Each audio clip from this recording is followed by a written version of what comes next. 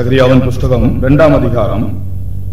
The book of Zechariah, chapter 2, 1-2 வசனங்களை வாசி. verses 1 and 2. நான் என் கண்களை ஏறெடுத்து பார்த்தபோது இதோ தன் கையிலே அளவு நூல் பிடித்திருந்த ஒரு புருஷனை கண்டேன். நீர் எவ்விடத்துக்கு போகிறீர் என்று கேட்டேன். அதற்கு அவர், எருசலேமின் அகலம் இவ்வளவு என்றும் அதன் நீளம் இவ்வளவு என்றும் அறியும்படி அதை அழைக்கிறதற்கு போகிறேன் என்றார். கர்த்தருடைய நாமத்துக்கு ஸ்தோத்திரம். Praise be to the holy name of the Lord. இந்த 3ஆம் படத்திலே நீங்கள் காண்கிறபடி The third picture, as you see from here, சகரியா கண்டதான 3ஆம் தரிசனம், கையிலே அளவு நூல் பிடித்திருக்கிற ஒரு புருஷன். the third vision that was seen by prophet Zechariah is a man who is having a measuring line in his hand. அவன் கேட்கிறான், ஆண்டவரே நீர் எங்கே போகிறீர் என்று கேட்கிறான். And he asked, Lord, where are you going? அப்பொழுது அவர் சொல்லுகிறார், நான் எருசலேமின் நீளத்தையும் அதன் அகலத்தையும் அளக்கும்படி போகிறேன் என்றார். Then he said, I am going to measure Jerusalem to see what the breadth thereof and what is the length thereof. கர்த்தருடைய கையிலே அளவு நூல் இருக்கிறது. In the hands of the Lord we find the measuring line. வேதத்தை வாசிக்கிற ஒவ்வொருவரும் உணர வேண்டியது என்னவென்றால், அல்லது வேதத்தை அறியாதவர்களா இருந்தாலும் அவர்கள் உணர வேண்டியது என்னவென்றால், கர்த்தருடைய கையில் அளவு நூல் இருக்கிறது. Every one of us who read the Bible and every one of the people who doesn't understand the Bible must first understand that the Lord is having a measuring line in his hand. அளவு நூல் மாத்திரமல்ல, இன்றைக்கு ஆண்டவருடைய கையில் என்னென்ன இருக்கிறது என்று ஒரு 3 காரியங்களை பற்றி சொல்லுகிறேன். अनेक காரியங்கள் உண்டு, இன்றைக்கு ஒரு 3 காரியங்களை பற்றி சொல்லுகிறேன். ஆண்டவருடைய கையில் என்னென்ன இருக்கிறது. There are many things in the hands of the Lord, but I will to share 3 things to say what are the things found in his hand. ஆண்டவருடைய கையிலே, தானியேல் தீர்க்கதரிசன புத்தகத்தின்படி ஆண்டவருடைய கையிலே ஒரு தராசு இருக்கிறது. According to the book of Daniel, there is a balance in the hands of the Lord. நீங்கள் வாசித்து பாருங்கள், தானியேல் 5ஆம் அதிகாரம் 27ஆம் வசனத்திலே. The book of Daniel chapter 5 verse 27. தெக்கேல் என்பதற்கு நீ தராசிலே நிறுத்தப்பட்டு குறையே காணப்பட்டாய் என்று. ஆண்டவருடைய கையிலே ஒரு தராசு இருக்கிறது. There is a balance in his hand. இந்த தராசு எதற்காக? What for he is having the balance? இந்த உலகத்தில் உள்ள எந்த பெரிய மனுஷனானாலும் அவனை நிறுத்து பார்க்கும்படியாக. Whatever great he may be, but God wants to weigh that man. உலகத்தில் எத்தனையோ கனவான்கள் இருக்கிறார்கள். There are many honorable persons upon this world. ஆனால் உலகத்தில் எந்த கனவானையும் ஆண்டவர் தன் கையில் உள்ள தராசினால் சீர்தூக்கி பார்க்கிறார் என்று இந்த வசனம் நமக்கு சொல்லுகிறது. From the verse we understand, however honorable he may be in this world, God wants to weigh him by the balance that he had in his hand. அடுத்ததாக கர்த்தருடைய கையிலே ஒரு தூற்றுக்கூடை இருக்கிறது. And again is a winnowing basket in his hand. தூற்றுக்கூடை, winnowing fan. நீங்கள் வாசித்து பாருங்கள், லூக்கா எழுதின சுவிசேஷம் 3ஆம் அதிகாரம் 17ஆம் வசனம். Luke's Gospel chapter 3 verse 17. தூற்றுக்கூடை அவர் கையில் இருக்கிறது. தூற்றுக்கூடை அவர் கையில் இருக்கிறது. The winnowing fan is in his hand. கர்த்தருக்கு ஸ்தோத்திரம். இந்த தூற்றுக்கூடை என்பது எதற்காக? Why he is having the winnowing fan in his hand? ஒரு மனிதன் பதரா அல்லது மணியா என்பதை சோதிக்கும்படியாக. To find out a particular man is a chaff or a grain. இந்த வார்த்தையை சொன்னது யோவான் ஸ்நானன். John the Baptist has mentioned this verse. யோவான் ஸ்நானனுடைய ஜீவியமும் ஊழியமும் ஒரு சொற்ப நாட்களுக்கு ஒரு குறிப்பிட்ட ஒரு குறைந்த பட்ச கால அளவில் இருந்தாலும் கூட அது ஒரு எல்லாரும் சிந்திக்கக்கூடியதான ஒன்றா இருக்கிறது. Although the life and ministry of John the Baptist was for a very short span, things that he has shared with the people were very great. மனுஷனுடைய ஜீவியம் எப்படி இருக்கிறது என்பதை வெளிப்படுத்தும்படிக்கு கர்த்தருடைய கையில் ஒரு தூற்றுக்கூடை இருக்கிறது. The Lord God is having a winnowing fan in his hand to find out whether the man is right before the Lord. அந்த தூற்றுக்கூடையினால் உன்னை தூற்றும் போதுதான் நீ ஒரு நல்ல மணியா அல்லது பதரா என்று வெளிப்படும். But through the winnowing fan, when you are tested to find out whether you are a chaff or a grain, only then that could be understood whether you are a chaff or a grain. நீங்கள் லூக்கா 3ஆம் அதிகாரத்தை படிக்கும்போது, when you read Luke's Gospel chapter 3, யோவான் ஸ்நானனுடைய காலத்தில் இருந்த 7 பேருடைய பெயர்கள் அங்கே எழுதப்பட்டிருக்கிறது. 7 names who were living in the period of John the Baptist are recorded in this chapter. சமயம் இல்லாதபடியால் நான் வசனத்தை மட்டும் சொல்லுகிறேன், நீங்கள் வீடியோவிலே போய் வாசித்து பாருங்கள். As there is no time, I will tell you the verse and kindly read it for yourself. யோவான் ஸ்நானன் வாழ்ந்த காலத்திலே 7 பேருடைய பெயர்கள், அந்த நாட்களில் வாழ்ந்த 7 ஆட்களுடைய பெயர்கள் லூக்கா 3ஆம் அதிகாரத்தில் வாசிக்கிறோம். In Luke's Gospel chapter 3, we read about 7 persons who were living along with him in the period of John the Baptist. முதலாவது ஆள் திபேரியு. The first was Tiberius. இரண்டாவது ஆள் பிலாத்து. Second is Pilate. மூன்றாவது மனுஷன் ஏரோது. And third man is Herod. நான்காவது ஆள் பிலிப்பு. Fourth man was Philip. ஐந்தாவது மனுஷனுடைய பெயர் Lysanias. And the fifth man was Lysania. ஆறாவது மனுஷனுடைய பெயர் அன்னா. Sixth man was Hannah. ஏழாவது மனுஷனுடைய பெயர் காய்பா. Seventh man was Caiba. இந்த 7 பேரும் ஜீவித்ததான நாட்களில் தான் கர்த்தருடைய வார்த்தை யோவான் ஸ்நானனுக்கு உண்டாயிற்று. When all the 7 persons were living together in that period of John the Baptist, this verse was happened to John the Baptist. இந்த 7 பேருடைய வாழ்க்கையும் நாம் ஆராய்ந்து பார்க்கும்போது 7 பேரும் 7 விதமான சுபாவங்கள் உடையவர்களாய் இருந்தார்கள். When we examine the life of the 7 persons, all the 7 persons were having different kind of life. முதலாவது திபேரியு ராயன் என்றால் அவன் சந்தேகிப்பவன், அவனுக்குள்ளே இருந்த ஆவி சந்தேகத்தின் ஆவி. And firstly, when you read about the Tiberius Caesar, he had a suspecting or a doubting spirit. என்னை கேட்கிற சகோதரனே சகோதரியே, உங்கள் யாருக்குள்ளேயாவது சந்தேகத்தின் ஆவி உண்டோ? அப்படி என்றால் கர்த்தருடைய கையில் ஒரு தூற்றுக்குடை இருக்கிறது. நீங்கள் தூற்றப்படும் போது நீங்கள் பதராய் காணப்படுவீர்கள் என்று விளங்கிக் கொள்ளுங்கள். Dear brother and sister, you examine yourself whether you have a doubting spirit or a suspecting spirit. You examine yourself. In that case, when you are put before the winnowing fan, God will find out whether you are a chaff or a grain. இந்த திபேரியு ராயன் இவன் எல்லாரையும் சந்தேகப்பட்டுக் கொண்டே இருப்பானா? And Tiberius Caesar used to suspect all the people. அப்படிப்பட்டவனுக்கு கர்த்தருடைய வார்த்தை இல்லை. And suspect people who have the suspecting spirit, the word of God cannot be available to them. இரண்டாவது மனுஷன் பிலாத்து. Second was Pilate. பிலாத்து என்பவன் நமக்கு எல்லாருக்கும் தெரியுமே. பிலாத்துனுடைய சுபாவம் ஏற்ற சமயம் வரும்போது எனக்கு இயேசுவை தெரியாது என்று சொல்லி கை கழுவுவான். We know the character of Pilate, as you know from the scripture, at the right time he will deny the Lord and wash off his hands. சரியான வேளை வரும்போது நீ சத்தியத்தையும் இயேசுவையும் உதறி தள்ளி கை கழுவுகிறதான ஆவி உனக்குள்ளே இருந்தால் கர்த்தருடைய வார்த்தை உனக்கு உண்டாகாது. If you have the spirit of denying the Lord and washing off your hand from the responsibility of knowing the Lord, God cannot accept you. மூன்றாவது மனுஷனுடைய பெயர் ஏரோது. Third man was Herod. ஏரோதுனுடைய சுபாவம் என்ன தெரியுமா? Do you know the character or nature of Herod? அவனுக்கு மாம்ச இச்சையில் விடுதலை இல்லை.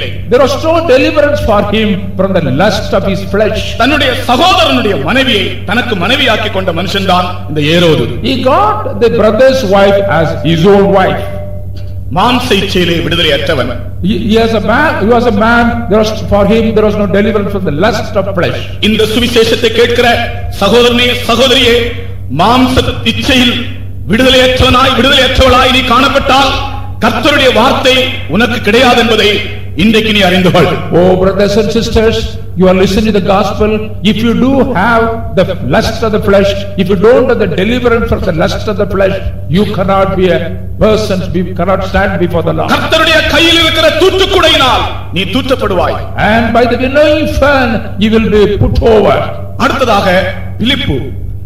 Fourthly was Philip. இந்த பிலிப்பினுடைய சுபாவம் என்ன தெரியுமா? Do you know the nature of Philip? அவன் தன்னுடைய சொந்த குடும்பத்தை ஒழுங்காய் நடத்த தெரியாதவன், அல்லாவிட்டால் சீர்கெட்டவன். The man was not able to conduct his family in a proper way, or he was a corrupted man. அவனுடைய சரித்திரத்தை வாசித்தால் தெரியும். When we read the history of Philip, we can understand his nature. இந்த வார்த்தையை கேட்கிற நீங்கள் யாரா இருந்தாலும் உங்கள் சொந்த குடும்பத்தை நன்றாக நீங்கள் நடத்த தெரியாதவர்களா இருந்தால் வேதவசனம் சொல்லுகிறது அப்படிப்பட்டவன் அவிசுவாசியிலும் கெட்டவன் என்று சொல்லுகிறார். Whoever you may be listening to this verse, if you do have that habit or character not able to conduct your own family, you are worse than an unbeliever. ஒருவன் தன்னுடைய குடும்பத்தை நன்றாய் விசாரிக்க கூடியவனாய் இருக்க வேண்டும். A person should have the character to conduct his family in a better way. ஆனால் இந்த பிலிப்பு தன்னுடைய சொந்த குடும்பத்தை பற்றி கூட கவலை இல்லாதவன். But Philip had the nature not understanding the family or not conducting the family in a proper way. அடுத்த மனுஷன் Lysanias. Next man was Lysania. இந்த லிசானியாவுடைய சுபாவம் என்ன தெரியுமா? Do you know the nature of Lysania? எப்போதும் சுயநலமுடையவன். All the time he had the character of selfishness or ego. சுயநலம் சுயநலம் சுயநலம் சுயநலம், மற்றவர்களை பற்றி கவலைப்படவே மாட்டான். All the time he had the nature of ego or selfishness. He never bothered about other people. சுயநலமுடைய ஒரு மனுஷனுக்கு ஆண்டவருடைய ஆசீர்வாதம் உண்டாகாது. A man who is in the selfish nature, he cannot inherit or obtain the blessings of God. அடுத்ததாக அன்னா. Nextly Anna. அன்னா என்பவன் எப்படிப்பட்டவன்? What kind of man he was? அன்னா என்பவன் கபடும் சாமர்த்தியமும் உடையவன். He is a man of cunning nature and a person with guile in his nature. ஆலய வியாபாரத்தால் ஐஸ்வர்யம் அடைந்தவன். It is because of the mercantile in the temple of God he was made rich. ஆலயத்திலே காசுக்காரர்கள் புறாவிற்கிறவர்கள் காணப்பட்டார்களே, அவர்களுடைய வியாபாரத்தில் commission எல்லாம் இந்த அன்னாவுக்கு கிடைக்கும். The money exchangers and all the people who are selling the dough and other things, he gained money from these people and he was made himself a rich man. பணம் பணம் பணம் பணம், சம்பாத்தியம் சம்பாத்தியம், இதுதான் இந்த அன்னாவுடைய சுபாவமாயிருந்தது. All the time he was running after money and he was mad after money. பிரியமானவர்களே, பணத்தின் பின்னாலும் ஐஸ்வரியத்தின் பின்னாலும் யார் போகிறதோ அவர்களுக்கு கர்த்தருடைய வார்த்தை இல்லை. தேவனுடைய கையில் இருக்கிற தூற்றுக்கூடை அவர்களை ஒரு நாள் தூற்றும். Beloved people of God, whoever you may be, if you are running after money and you are after gaining all the money, one day you will be before the winnowing fan and will be taken away as a chaff. ஏழாவது காய்பா. Seventhly Kaiba. இந்த காய்பாவுடைய சுபாவம் என்ன? What was the nature of Kaiba? இவன் ஆசாரிய வஸ்திரத்தை கிழித்து போட்டவன். And he was a man who has torn the priestly garment. ஆசாரிய வஸ்திரத்தை கிழிக்க கூடாது என்று ஆண்டவருடைய பிரமாணம் இருக்கும்போது, It is that when there is a law of the Lord that no priest should torn his garment, ஆனால் இவனோ ஆசாரிய வஸ்திரத்தை கிழித்து போட்டான். but this priest had torn away the priestly garment. ஆண்டவரை கனவீனம் பண்ணுகிறவன். He disrespected or dishonored the Lord. எந்த மனிதனானாலும் ஆண்டவரை கனவீனம் பண்ணுவான் என்றால் அவன் கனவீனம் பண்ணப்படுவான். If any man dishonors the Lord, he will be dishonored. இப்படி இந்த 7 மனிதர்களும் 7 விதமான சுபாவங்களிலே ஜீவித்துக் கொண்டிருந்த நாட்களில் தான் யோவான் ஸ்நானன் ஊழியம் செய்தான். In the days all these 7 persons were living with this character, on those days John the Baptist was living. அவன் சொல்லுகிறான், தூற்றுக்கூடை கர்த்தருடைய கையில் இருக்கிறது. The winnowing fan is in the hands of the Lord. ஆகையால் நாமும் கூட இன்றைக்கு இந்த விஷயத்தை பற்றி படிக்கும்போது ஆண்டவருடைய கையில் ஒரு தூற்றுக்கூடை உண்டென்று உணர்ந்து கொள்வோம். Therefore let us also understand that there is a winnowing fan in the hands of the Lord. மூன்றாவதாக நாம் படித்தபடி ஆண்டவருடைய கையிலே ஒரு அளவு நூல் இருக்கிறது. Thirdly, as you see here, Lord is having a measuring line in his hand. இந்த அளவு நூல் எதற்காக? Why is having the measuring line? எருசலேமை அளப்பதற்காக. To measure the city of Jerusalem. கர்த்தருக்கு ஸ்தோத்திரம். Praise be to God. எருசலேமின் நீளம் என்ன என்றும் அதன் அகலம் என்ன என்றும் அளக்கும்படியாக. To measure the length and breadth of the city of Jerusalem. நாம் வேதத்தை வாசிக்கும்போது 2 விதமான அளவுகளை பற்றி வாசிக்கிறோம். When you read the Bible, we find 2 kinds of measurement. ஒன்று, One, அக்கிரமத்தின் அளவு. the measure of iniquity. இன்னொன்று, And secondly, கிறிஸ்துவின் நிறைவான வளர்ச்சியின் அளவு. the fullness of the stature of the fullness of Christ. கர்த்தருக்கு Praise ஸ்தோத்திரம். be to God. நான் மறுபடியும் சொல்லுகிறேன், I repeat, வேத புத்தகத்தில் 2 விதமான அளவுகளை பற்றி வாசிக்கிறோம். we read 2 kinds of measurement from the Bible. இது வேத பாடம் ஆனதினால நான் உங்களுக்கு ஒரு கொஞ்சம் தெளிவாக சொல்லுகிறேன். As it is a Bible study, I will explain it a little more. முதல் அளவு அக்கிரமத்தின் அளவு. The first measurement was the measure of iniquity. ஒரு மனுஷனுடைய வாழ்க்கையில் உண்டாயிருக்கிற அக்கிரமத்தை ஆண்டவர் அளக்கிறார் என்று அது வெளிப்படுத்துகிறது. From this we can understand God is measuring the iniquity of a man. சிலர் நினைக்கிறார்கள் ஒரு மனிதன் எவ்வளவு தவறு செய்தாலும் அதை தேவன் பொருட்படுத்துவது இல்லை என்று தான் நினைக்கிறார்கள். Some people think that whatever iniquity they committed, they think that God will not know about it or he will not consider about it. அப்படி அல்ல. அக்கிரமத்திற்கும் ஆண்டவருடைய பார்வையில் ஒரு அளவு உண்டு. It is not the case, but God is having a limit or a measuring limit to all the iniquity committed by man. நீங்கள் மத்தேயு எழுதின சுவிசேஷத்தை வாசித்து பாருங்கள். When you come back to Matthew's Gospel, 23ஆம் அதிகாரம் 32ஆம் வசனத்திலே, chapter 23 verse 37, நீங்கள் போய் உங்களுடைய பிதாக்களின் அக்கிரமத்தின் அளவை நிரப்புங்கள் என்று சொன்னார். You go and fill up the measure of the iniquity of our forefathers. வாசிங்க. 23ஆம் அதிகாரம் 32ஆம் வசனம். 23:32. நீங்களும் உங்கள் பிதாக்களின் அக்கிரம அளவை நிரப்புங்கள். நீங்களும் உங்கள் பிதாக்களின் அக்கிரமத்தின் அளவை நிரப்புங்கள். அப்படியானால் அக்கிரமத்துக்கு ஒரு அளவு இருக்கிறது. You go and fill up the measure of the iniquity of forefather means there is a limit or a measurement to the iniquity. ஒவ்வொரு தவறும் ஆண்டவருடைய பார்வையில் ஒரு மனுஷன் செய்யும்போது அவனுடைய அக்கிரமம் பூரணமாகிக் கொண்டே இருக்கிறது. When a man is doing a sin or an iniquity, that iniquity is being perfected in the sight of the Lord. ஆகையினால் ஒரு மனிதன் என்ன செய்ய வேண்டும்? Therefore what a man should do, தன்னுடைய அக்கிரமங்களை மறைக்காமல் ஆண்டவரிடத்தில் அறிக்கை செய்ய வேண்டும். he should not conceal his iniquity, but he should confess to the Lord. 32ஆம் சங்கீதம் 5ஆம் வசனத்திலே தாவீது சொல்லுகிறான், என்னுடைய அக்கிரமங்களை நான் மறைக்காமல் ஆண்டவரிடத்தில் அறிக்கையிட்டேன். In Psalm 32:5 we read, psalmist says, without concealing or hiding any iniquity, I confessed all to the Lord. எந்தெந்த அக்கிரமத்தை ஆண்டவரிடத்தில் மறைக்காமல் அறிக்கையிடுகிறீர்களோ அந்த அக்கிரமம் அளக்கப்படாது. Whatever the iniquities you confessed before the Lord, that will not come under the measurement of iniquity. தன் பாவங்களை மறைக்கிறவன் வாழ்வடைய மாட்டான். அவைகளை அறிக்கை செய்து விட்டு விடுகிறவனோ இரக்கம் பெறுவான். One who covers his sin will not prosper, but whoever confesses and forsaketh it, he will receive mercy from the Lord. என்னை கேட்கிற சகோதரனே சகோதரியே, உன் வாழ்க்கையில் ஒரு தவறோ ஒரு பாவமோ வந்த உடனே நீ அதை மறைக்க கூடாது.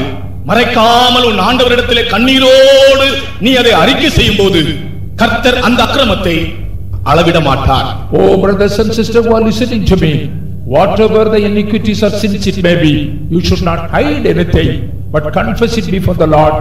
If you confess it, God will give you mercy to forgive it, and that will not be measured as iniquity in your life. ஆண்டவருடைய கையில் இருக்கிற அளவு நூல் ஒரு மனுஷனுடைய ஜீவியத்தை அளந்து கொண்டிருக்கிறது. The measuring line that is found in the hands of God is measuring all the people. நான் அதை பற்றி கடைசியில் உங்களுக்கு சொல்லுகிறேன். I will explain it more at the end of it. இப்பொழுது இவன் சொல்கிறார், நான் எருசலேமை அளக்கப் போகிறேன் என்று சொல்கிறார். Now he says, I am going to measure Jerusalem. அது எழுத்துக்குரிய எருசலேமை பற்றி ஆண்டவருக்கு இருந்த வைராக்கியத்தை காண்பிக்கிறது. It shows the zeal or the godly zeal that he had concerning the literal Jerusalem. யாராலும் தங்களுடைய பூமியை அளக்கப் போகிறார்கள் என்றால் அதனுடைய அர்த்தம் என்ன?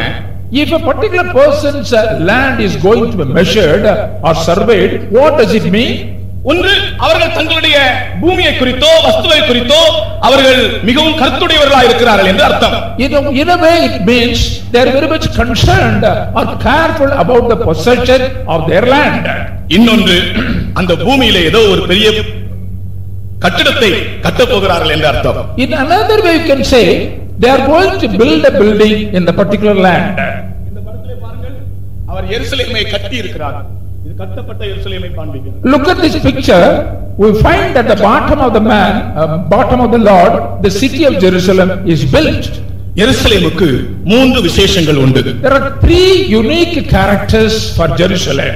ஒன்று, One, இது தேவனால் ஆபிரகாமுக்கு காண்பித்து கொடுக்கப்பட்ட தேசம். and this is the land that was shown to Abraham by the Lord. அப்போஸ்தலர் 7ஆம் அதிகாரத்தை நாம் படிக்கும்போது, When you read Acts of Apostles chapter 7, எருசலேம் என்பது அல்லாஹ் கானான் என்பது ஆபிரகாமுக்கு தேவன் காண்பித்து கொடுத்த தேசம். Jerusalem or Canaan, it was the land that was shown to Abraham by the Lord himself. அதனுடைய அர்த்தம் என்ன? What does it mean? இந்த கிறிஸ்தவ வாழ்க்கை என்பது தேவனுடைய வெளிப்படுத்தலால் செய்யப்படுகிற ஒரு ஜீவியம் என்று அதனுடைய பொருள். From this we can understand Christian life is ordained by the Lord. கர்த்தருக்கு ஸ்தோத்திரம். Praise be to God. தேவனால் வெளிப்படுத்தல் பெறாவிட்டால் இந்த ஜீவியம் ஒரு மனுஷனால் செய்ய முடியாது. Unless the Christian life is not revealed to us, we cannot live the Christian life. இப்ப நீங்கள் கேட்டீங்களே சாட்சியிலே, as you heard from the testimony of the brother, எங்கேயோ போக வேண்டிய ஆளை எங்கேயோ கொண்டு வந்து ஆண்டவர் தன்னை வெளிப்படுத்துகிறார். a man was heading towards a particular place, but he was guided to another place. கிறிஸ்தவ ஜீவியம் என்பது, விசுவாச ஜீவியம் என்பது, இந்த ஜீவியம் என்பது, அல்லது நான் துறந்த முகமாய் சொல்லுகிறேன், பெந்தேகோஸ்தே ஜீவியம் என்பது தேவனுடைய வெளிப்படுத்தலால் செய்யப்படுகிற ஜீவியம். Christian life or a revealed life or a faith life is a life that is revealed by the Lord himself, and particularly I can say the Pentecostal life is specifically revealed to persons. என்னை கேட்கிற சகோதரனே சகோதரியே, இப்படிப்பட்ட ஒரு ஜீவியம் செய்ய நீ விரும்பினால் விருப்பத்தினால் இதை செய்ய முடியாது. ஆண்டவர் உனக்கு இதை வெளிப்படுத்த வேண்டும். உன்னுடைய மனக்கண்ணை அவர் திறக்க வேண்டும். Brothers and sisters, although you have a desire to have the Pentecostal life, by yourself you cannot do this or manifested by the Lord. எந்த தேசமும் ஒரு மனிதனுக்கு ஆண்டவர் வெளிப்படுத்தி கொடுத்ததான தேசம் அல்ல, தேவன் அவர்களுக்கு வெளிப்படுத்தி கொடுத்ததான தேசம். There are many countries in the world, but there was no country was shown by the Lord to anybody except Jerusalem or Canaan was shown to Abraham by the Lord. நானும் கூட இந்த விதமான ஒரு ஜீவியத்துக்கு வருவேன் என்றோ இப்படி இதை பற்றி பிரசங்கம் பண்ணுவேன் என்றோ நான் நினைக்கவே இல்லை. I never expected a thought of it. I will come to this Pentecost or I will preach I will be a preacher like this. நான் என்னுடைய 18 வயதிலே பரிசுத்தாவி பெற்றேன். On my 18th years I was anointed by the Holy Spirit. என்னுடைய 19வது வயதிலே இந்த ஊழியத்திற்கு வந்தேன். On my 19th year I came to this ministry. கர்த்தருக்கு ஸ்தோத்திரம். Praise be to God.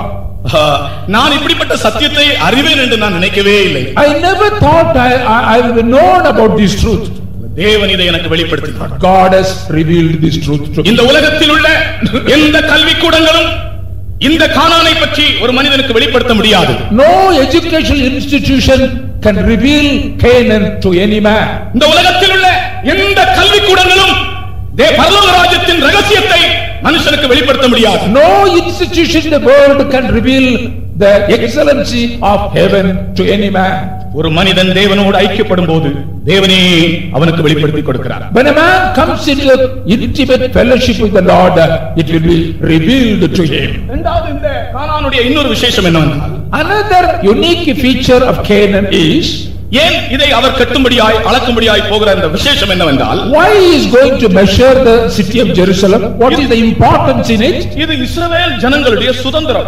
This is the inheritance meant for the people of Israel. சுதந்திரம் என்பது தகப்பனுடைய சொத்து மகனுக்கு வருகிறதே, அதுபோல இது இஸ்ரவேல் ஜனத்தினுடைய சுதந்திரம். It is a heritage or inheritance that comes to the people of Israel as we inherit the properties from our forefathers. இது தேவன் அவர்களுக்கு கொடுத்த சுதந்திரம். This is the inheritance given by the Lord himself. அதனுடைய அர்த்தம் என்ன? What does it mean? இந்த உலகத்தில் பரலோகத்துக்கு அடுத்த காரியங்களை தவிர நமக்கு சுதந்திரமே இல்லை. மற்ற எல்லா சுதந்திரங்களும் நிலையில்லாதவைகள். Except the things of concerning heaven, no inheritance is meant for us or ordained for us. ஒரு மனிதனுக்கு இந்த உலகத்தில் எவ்வளவு ஆஸ்தி இருந்தாலும், although a man has many riches and wealth in this world, அது ஒன்றும் அவனுக்கு நிலையான சுதந்திரம் அல்ல. and that will not be a stable inheritance. பரலோகத்துக்கு அடுத்த ஆசீர்வாதங்கள் மட்டுமே அவனுக்கு நிலையான சுதந்திரமாக இருக்கிறது. Only the blessings of heaven alone can be the durable or stable inheritance. அதுதான் அந்த சுதந்திரம் என்கிற வார்த்தையினுடைய அர்த்தம். And that is the meaning of inheritance or heritage. அதாவது இந்த கானானுடைய இன்னொரு விசேஷம் என்னவென்றால், Another important things concern the Canaan is, மக்களின் இந்த கானானுக்குள் காணப்படுகிறது the temple of God and the grave or the sepulchre of the forefathers are found in this place. பிதாக்களுடைய கல்லறை என்பது எதை காண்பிக்கிறது? What does it mean when you say the sepulchres of the graveyard of the forefathers? கிறிஸ்தவ ஜீவியம் என்பது யாரோ ஒரு அறிவினால் செய்கிற ஜீவியம் அல்ல, பூர்வங்களுடைய ஜீவியத்தின் தொடர்ச்சி. Christian life cannot be done by a particular individual or by himself, but it's a continuance of our forefathers. கர்த்தருக்கு ஸ்தோத்திரம். Praise be to God. இது ஆபிரகாமுடைய ஜீவியத்தின் தொடர்ச்சி. This is the continuation of the life of Abraham. தொடர்ச்சியாக இருக்கிறது. Christian life cannot be had by the experiences or the knowledge or the wisdom or the ability of a man, but it's a continuation of our forefathers. நாம் செய்கிற இந்த ஜீவியம் அல்லது இன்றைக்கு நாம் கேட்டுக்கொண்டிருக்கிற இந்த ஜீவியம் அப்போஸ்தலனாகிய முதலாவது இயேசு கிறிஸ்துவினுடைய ஜீவியத்தின் தொடர்ச்சியாக இருக்கிறது. The life that you have, that is the Christian life that you have now, is the continuation of the life of Lord Jesus Christ. ஆமென். இந்த ஜீவியம் அவருடைய அப்போஸ்தலருடைய ஜீவியத்தின் தொடர்ச்சியாக இருக்கிறது. This life is the continuation of the life of the apostles of Lord Jesus. இது அப்போஸ்தலனாகிய பவுலுடைய ஜீவியத்தின் தொடர்ச்சியாக இருக்கிறது. This is the continuation of the life of Apostle Paul. கர்த்தருக்கு ஸ்தோத்திரம். Praise be to God. நம்முடைய முற்பிதாக்கள் எப்படி ஜீவித்தார்களோ அவர்களுடைய ஜீவியத்தை தொடர்ந்து பின்பற்றுகிற ஜீவியம்தான் இந்த கிறிஸ்தவ ஜீவியமா இருக்கு. As our forefathers had a good life, Christian life, it is the continuation of that same life of the forefathers in our life. ஆகையினால் தான் உலகம் மாறிக்கொண்டே இருக்கிறது, ஆனால் உபதேசத்திற்கு மாற்றமே இல்லை. Therefore we find the world is keeping on changing, but there is no change for the doctrines of the Lord. உலகத்தின் வேஷம் மாறிக்கொண்டே இருக்கிறது, ஆனால் உபதேசத்திற்கு மாற்றமே The இல்லை. fashions of the world is keeping on changing, but there is no change for the doctrines of the Lord. நான் ஒரு நாள் ஒரு ஆளுடைய வீட்டுக்கு போனேன். And one day I visited a house of a certain person. அங்க போன உடனே அவர் ஒரு ஆல்பம் எடுத்து கொடுத்தார். When I went to that house, they had shown me an album. சில ஆட்களுக்கு இந்த ஆல்பம் போட்டோ ஆல்பம்னு சொன்னா ரொம்ப ஜீவன். And many people are very much fond of the photo album. அதை திருப்பின உடனே When I turned the photo album, அதுல அவருடைய ஒரு படம் இருக்கிறது. and his photograph was found in that album. அந்த படத்தையும் பார்த்தேன், இவரையும் பார்த்தேன். I used to look at the picture photo and I used to look at the person. கொஞ்சம் வித்தியாசம் இருக்கிறது. There was little difference in his face. அந்த படத்திலே அவர் மீசை இப்படி வைத்திருந்தார். And that particular person had a mustache, a big mustache in the photograph. இப்படி மேல That he had a whisker in his photograph. அந்த போட்டோல பார்க்கும்போது மீசை இப்படி வைத்திருந்தார். And it was in the photo that was facing down. அப்பொழுது நான் கேட்டேன், Then I asked him, இந்த போட்டோவிலே மீசை இல்ல இந்த இவருடைய முகத்திலே மீசை இப்படி கீழே இறங்கி இருந்தது, போட்டோவிலே மீசை இப்படி ஏறி இருந்தது. and when I noticed him, the mustache was facing downwards, but in the photograph that he had a whisker that was twisted. அப்பொழுது அவர் சொன்னார், Then he told me, இந்த போட்டோ எடுக்கும்போது இருந்த ஸ்டைல் அது, அப்பொழுது நான் இப்படி வச்சிருந்தேன் மீசை. and that was the style when the photograph was taken. இப்பொழுது நான் இது இந்த ஸ்டைல் இது இப்படி வைத்திருக்கிறேன். Now I have this kind of style. பிரியமானவர்களே, நான் சொல்வதற்கு வெட்கப்படுகிறேன். Beloved, I feel ashamed to உலகம் மாறிக்கொண்டே இருக்கும். The world is keeping on changing. ஆனால் உபதேசத்திற்கோ மாற்றம் இல்லை. But there is no change at all for the doctrines. உலகத்தின் வேஷம் கடந்து போய்க்கொண்டே இருக்கும். The fashions of the world will pass away.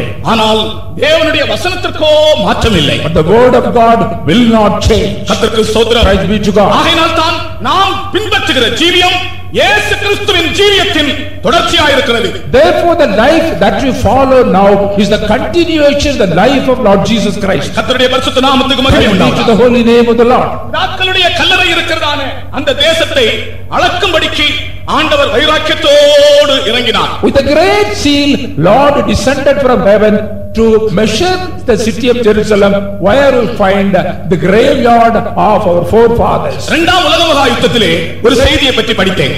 In the Second World War, I read about an instance. இரண்டாம் உலக மகா யுத்தம் நடந்து கொண்டிருந்த போது, When the Second World was going on, சத்துருக்கள் இந்த பிதாக்களுடைய கல்லறைகள் மேலே பாம்பு போடும்படியாக சத்துருக்கள் வந்தபோது, and when the enemies came to bombard the city of Jerusalem, particularly the graveyard of the forefathers, ஒரு பெரிய தூதன், நீங்கள் இந்த சம்பவத்தை நீங்கள் என்னிடத்தில் வந்தால் நான் இதை தெளிவாக உங்களுக்கு அந்த படித்து காட்டுவேன்.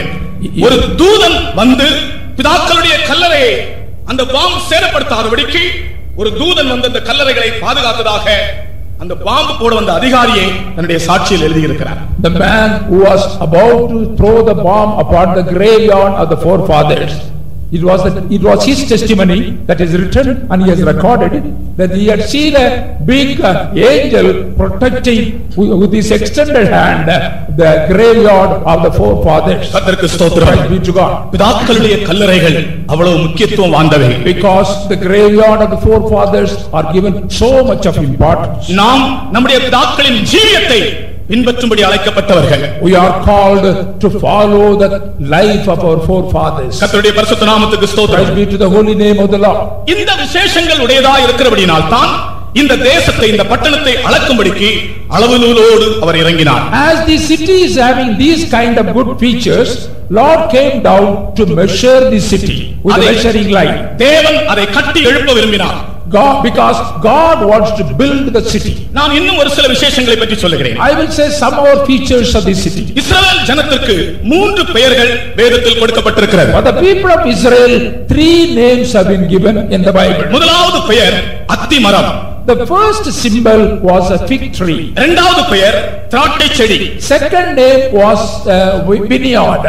மூன்றாவது பெயர் ஒலிவ மரம். Third was the olive tree. இந்த 3 பெயர்களும் இஸ்ரவேல் ஜனத்துக்கு கொடுக்கப்பட்ட பெயர்கள். These 3 names have been given to the people of Israel. கர்த்தருக்கு ஸ்தோத்திரம். Praise be to God. அத்திமரம் என்பது இஸ்ரவேல் ஜனத்தின் அரசியல் வாழ்க்கையை வெளிப்படுத்துகிறது. Fig tree symbolizes the political life of the Israel. திராட்சை செடி என்பது இஸ்ரவேல் ஜனத்தின் சமூக வாழ்க்கை, சோசியல் லைஃப் அதை வெளிப்படுத்துகிறது. Plant of vine shows the social and civil life of the people of Israel. ஒலிவ மரம் என்பது இஸ்ரவேல் ஜனத்தின் ஆவிக்குரிய வாழ்க்கையை வெளிப்படுத்துகிறது. Olive trees indicates the spiritual life of the people of Israel. எருசலேமை கட்டுவது என்று சொன்னால் இந்த 3ஐயும் கட்டி எழுப்ப வேண்டும், அதுதான் அதனுடைய அர்த்தம்.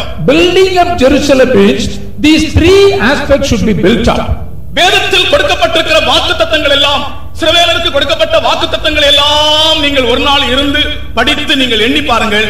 இந்த 3ஆக பிரிக்கலாம். ஒன்று அவர்களுடைய அரசியல் சம்பந்தமானவைகள், இன்னொன்று அவர்களுடைய சமூக ஜீவியத்தை சம்பந்தப்பட்டவைகள், மூன்றாவது அவர்களுடைய ஆவிக்குரிய ஜீவியத்தை சம்பந்தப்பட்டவைகள். When you study about all the promises that were given to the people of Israel, when you one by one catalog all the prophecies given to them, we can understand, we can divide the prophecies into 3 categories. The one was the political life of the people of Israel, secondly the social life of the people of Israel, and thirdly the spiritual life of the people of Israel. எருசலேமை கட்ட விரும்புகிற தேவன் அவர்களுடைய அரசியல் ஜீவியத்தை கட்டி எழுப்ப விரும்புகிறார். God who came down to measure the Jerusalem, he wants to build the political aspect of these people. அவர்களுக்கு அரசியல் சட்டத்தை எழுதி கொடுத்தவரும் தேவனே. God himself given the political or the constitution for the people of Israel. Hallelujah.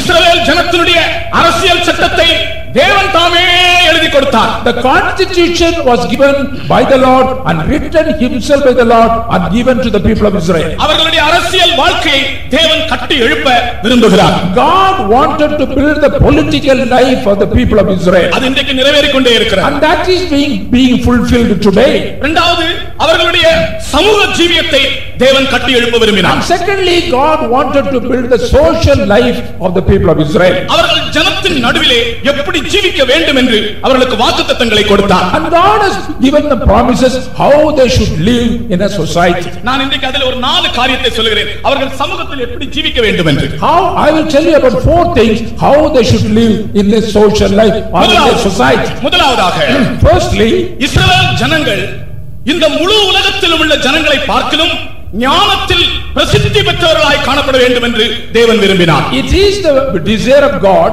the people of God should be more wise than all the people of this world. பிரியமானவர்களே, நீங்கள் யாராலும் ஞானத்தில் குறைவுள்ளவர்களாய் இருந்தால் கர்த்தர் உங்களுக்கு ஞானத்தை தர வல்லவர். Beloved, if anybody is lacking in wisdom, God is able to provide you wisdom.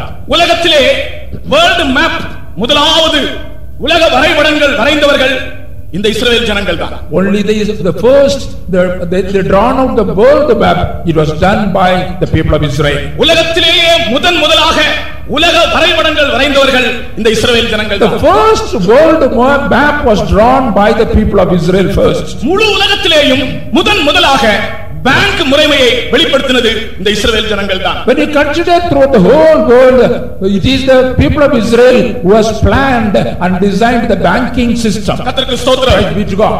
அது மட்டுமல்ல, நோபல் பரிசு என்று ஒரு பரிசு இருக்கிறது. நோபல் பரிசு, நீங்கள் உலக சரித்திரத்தை படித்து பாருங்கள். முழு உலகத்திலேயும் அதிக அளவில் நோபல் பரிசு பெற்றவர்கள் இந்த இஸ்ரவேல் ஜனங்கள் தான். When you read and consider the world history, when you study the world history, there is a prize called the Nobel Prize when we find the people recipients of the Nobel Prize, it is only the Israel people of Israel have received more Nobel prizes. தன்னுடைய ஜனங்கள் ஞானத்தில் பிரசித்தி பெற்றவர்களாய் இருக்க வேண்டும் என்று தேவன் விரும்பினார். It is the desire of God their people should be excellent in their wisdom. உங்களை யாருக்காகவும் ஞானம் குறைவானால் இந்த இஸ்ரவேலின் தேவனை நோக்கி கேளுங்கள். If you are lacking in wisdom, you ask the Lord of Israel. கர்த்தாவே எனக்கு ஞானம் இல்லை, எனக்கு ஞானம் தாரும் என்று கேட்டால் இந்த இஸ்ரவேலின் தேவன் உனக்கு ஞானத்தின் சம்பூரணத்தை தருவார். Lord, I have no wisdom. If you ask the Lord asking for the wisdom, God is able, God of Israel is able to provide you the wisdom. ஒரு நாள் ஒரு சிஸ்டர் அவர்கள் ஊழியத்துக்கு வந்து மரித்தார்கள். அவர்கள் ஊழியத்துக்கு வரும் முன்னதாக டீச்சர் ட்ரைனிங் படித்து ஒரு டீச்சராக அப்பாயின்ட்மென்ட் கிடைத்தது. A particular sister before coming to the ministry, subsequently she died. He was in a teaching profession. He was a second degree teacher. அவருக்கு வேலை கிடைத்தது. She had that appointment. முதலாவதாக அவர்கள் டீச்சிங் போகிறார்கள். And before coming to the ministry, she had joined that teaching profession. ஆனால் அவர்களுக்கு teach பண்ண தெரியவில்லை. But she was not able to teach. அப்பொழுது அவர்கள் பயந்து அவர்களுடைய அப்பாவிடத்தில் சொன்னார்கள்.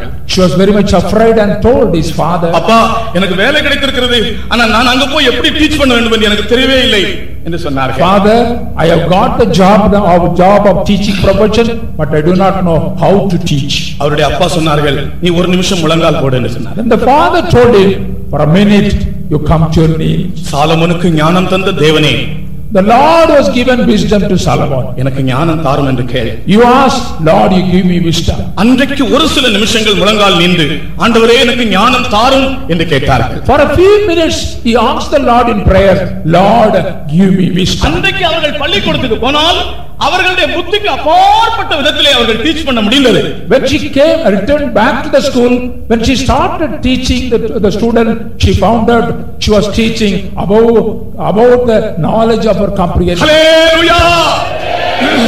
இன்னைக்கு अनेक பிள்ளைகளுக்கு படிக்க முடியவில்லை. Many people are not able to study properly. अनेक பிள்ளைகளுக்கு ஞானம் குறைவா இருக்கிறது. Many people are lacking, children are lacking in wisdom. अनेक பெற்றோர்கள் தங்கள் பிள்ளைகளை பற்றி கவலைப்படுகிறார்கள். Many parents are very much worried about their children. இந்த சுவிசேஷத்தில் உங்களுக்கு அறிவிக்கப்படுகிற காரியம், and the gospel now you are teaching to you, இஸ்ரவேலுக்கு ஞானம் கொடுக்கிற தேவன் இன்றைக்கும் ஜீவிக்கிறார். The God was giving wisdom to the people of Israel is still alive. நான் ஒரு நிமிஷம் அதற்காக உங்களுக்காக ஜெபிக்க Let விரும்புகிறேன். us bow down and pray to the Lord. யாருக்காகவும் ஞானம் இல்லாவிட்டால் இன்றைக்கு இந்த ராத்திரியிலே இஸ்ரவேலுக்கு ஞானம் கொடுத்த தேவன் உங்களுக்கு அந்த ஞானத்தை தர வல்லவர் என்று விசுவாசத்தோடு நான் உங்களுக்காக ஜெபிக்கிறேன். If you are lacking for wisdom, you ask the Lord, the God of Israel was given to the people of Israel. He is able to give. எல்லாம் ஊழியக்காரர் எல்லாரும் சேர்ந்து அப்படி யாருக்காக ஞானம் தேவையா இருந்தால் இந்த வேளையிலே கர்த்தர் அவர்களுக்கு ஞானம் தரும்படியாய் எல்லாரும் சேர்ந்து விசுவாசத்தோடு ஜெபிப்போம். All the servants of God should join in the prayer to provide wisdom to all the people who are lacking in wisdom. ஆமென். கர்த்தாவே உம்முடைய ஜனத்துக்கு தேவையான ஞானத்தை இன்றைக்கு உம்முடைய வாக்குத்தத்தத்தின்படி நீர் அவர்களுக்கு அருளி செய்யும்படியாக நாங்கள் விசுவாசத்தோடு வேண்டிக் கொள்கிறோம். கர்த்தாவே நீர் இஸ்ரவேலுக்கு ஞானம் கொடுத்த தேவன் அல்லவோ, சாலோனுக்கு ஞானம் கொடுத்த தேவன் அல்லவோ. ஒருவன் ஞானத்தில் குறைவுபட்டால் சம்பூர்ணமாய் கொடுக்கிற தேவனிடத்தில் கேட்க கடவன் என்று சொல்லப்பட்டிருக்கிறது. ஞானம் தாரும் ஆண்டவரே, ஞானம் தாரும் ஆண்டவரே. எங்களுக்கு அறிவு குறைவா இருக்கிறது. எங்களுடைய குறையை மாற்றிவிடும். சிவலக்கத்துல் அம்சலாய் திவ்யா நிதிரிந்தலாய் திவ்யங்கள் சிவலக்கத்துலாய் திவ்யா. என் பிள்ளையே, நான் உன்னோடு பேசுகிறேன். My child, I am speaking to you. நீ இந்த கூட்டத்திலே நீ எனக்கு ஞானம் இல்லை, எனக்கு ஞானம் இல்லை என்று சொல்லிக்கொண்டே இருக்கிறாய். You are telling, you are keeping on telling, Lord, I have no wisdom. நான் உனக்கு ஞானம் தருகிற தேவன். Now I am the Lord giving you the wisdom. நான் உனக்கு ஞானம் தருகிற தேவன். I am the Lord giving you the wisdom. நீ என்னை விசுவாசி. You believe it. நான் உனக்கு முற்றிலுமாய் உன்னை நான் பொறுப்படுத்தி I will take charge of it. ஆமென். ஹல்லேலூயா. நம்முடைய மத்தியிலே தேவ சமூகம் இருக்கிறது. I find the presence of God in our midst. இஸ்ரவேல் ஜனங்களுக்கு தேவன் ஞானத்தை கொடுத்தார். For the people of Israel, God had given them wisdom. இனி அடுத்ததாக அவர்கள் சமூகத்திலே ஜீவிக்கும்போது எப்படி ஜீவிக்க வேண்டுமாம்? And secondly, how they should live in the society. இஸ்ரவேலுக்கு விரோதமான மந்திரவாதம் இல்லை. There is no witchcraft against the people of Israel. இஸ்ரவேலுக்கு விரோதமான மந்திரவாதம் இல்லை. There is no witchcraft against the people of Israel. யாக்கோபுக்கு விரோதமான குறி சொல்லுதல் இல்லை. There is no divination against the people of Jacob. நீங்கள் யாராகிலும் இன்றைக்கு மந்திரவாத கட்டுகளால் அவதிப்பட்டுக் கொண்டிருப்பது உண்டானால் இன்றைக்கு கர்த்தர் உங்களுக்கு சொல்லுகிறார், if any of you are bound by witchcraft, God says today now, எருசலேமின் ஜீவியத்தை கட்டி எழுப்ப விரும்புகிற தேவன், the God who wanted to build the social life of the people, இன்றைக்கு உங்களுக்கு விரோதமாக எழும்பி இருக்கிற மந்திரவாதத்தின் வல்லமைகளையும் கட்டுகளையும் அவிழ்த்து விடும்படியாய் வந்திருக்கிறார். God has come in to break all the bonds of the witchcraft. எத்தனையோ குடும்பங்களை மந்திரவாதத்தின் வல்லமைகள் தாறுமாறாக்கி The கொண்டிருக்கிறது. power of witchcraft destroy many families in these days. எத்தனையோ நல்ல குடும்பங்களை மந்திரவாதத்தின் வல்லமைகள் தாறுமாறாக்கி கொண்டிருக்கிறது. Many good families are being destroyed by the power of the witchcraft. கர்த்தர் அவர்களுக்கு வாக்குத்தத்தமே கொடுத்து வைத்திருக்கிறார். God has given them a promise. என் ஜனங்களுக்கு விரோதமாய் ஒருவனும் மந்திரவாதம் செய்யக்கூடாது. No witchcraft should be against my people. ஆமென். யாராகிலும் மந்திரவாத கட்டுகளோடு அவதிப்பட்டுக் கொண்டிருந்தால் இந்த கூட்டத்தில் உங்களுக்கு விரோதமாய் செய்யப்பட்டிருக்கிற மந்திரவாதங்களை இயேசு ஒன்றுமில்லாமல் செய்கிறார். If you are afflicted by the bond of witchcraft, any of you in the crowd, God is delivering you from the witchcraft, power of witchcraft. உனக்கு விரோதமாய் எழும்புகிற ஆயுதங்கள் வாய்க்காதே போகும். All the weapons that formed against you will not be prospered. உனக்கு விரோதமாய் மந்திரவாதம் செய்தவர்கள் உன் பாதப்படியில் வந்து விழுவார்கள். The one who has done the witchcraft against you, they will come and prostrate before you. இஸ்ரவேல் ஜனத்தின் சமூக வாழ்க்கையை கட்டியெழுப்ப விரும்புகிற தேவன் இன்றைக்கு உங்களோடு பேசுகிறார். The God who decided to build up the social life of the people of Israel is speaking to you now. கர்த்தருடைய பரிசுத்த நாமத்துக்கு மகிமை Praise be to the holy name of the Lord. அது மட்டுமல்ல, Not only that, அவர்களுடைய சமூக வாழ்க்கையை பற்றி கவலைப்பட்ட தேவன் அவர்களுக்கு இன்னொரு வாக்குத்தத்தம் கூட கொடுத்தார். the God who was very much concerned about the social life of the people of Israel has given them another promise. நானே உன் பரிகாரியாகிய கர்த்தர். I am your healer. I am the Lord who healeth you. இந்த வாக்குத்தத்தம் யாருக்கு கொடுக்கப்பட்டது? For whom this promise was given? இந்த ஜனங்களுக்கு கொடுக்கப்பட்டது. Only for these people. ஆனால் அதை இன்றைக்கு நாம் விசுவாசத்தில் சொந்தமாக்கிக் கொண்டிருக்கிறோம். But because of the faith, we have won that promise. நானே உன் பரிகாரியாகிய கர்த்தர். I am the Lord who heals you. கை கால்களை நீட்டி வைத்து என்னுடைய தலையில எல்லாம் இப்படி எல்லாம் கட்டி என்னுடைய கடைசி நேரம், My hands and feet were almost bound.